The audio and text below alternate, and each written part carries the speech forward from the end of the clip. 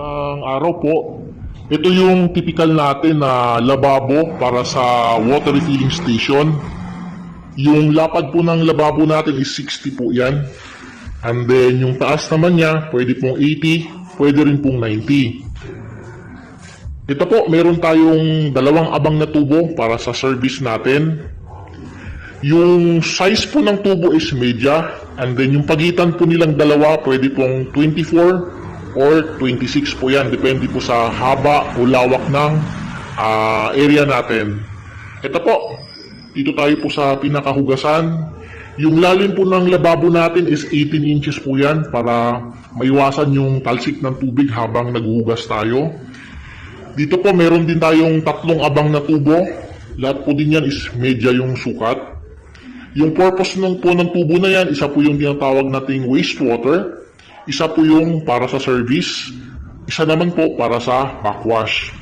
And then sa ilalim naman po ng lababo natin, meron tayong drainage, ito po.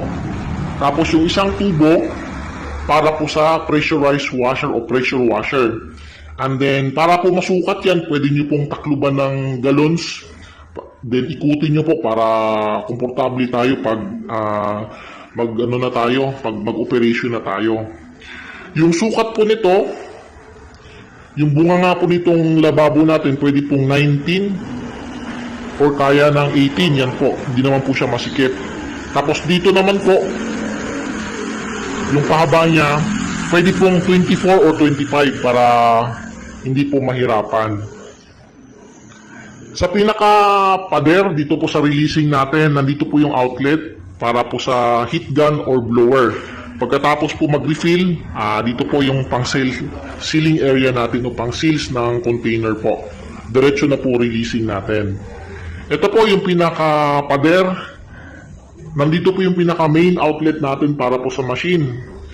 Required po natin is 60 amperes yung capacity.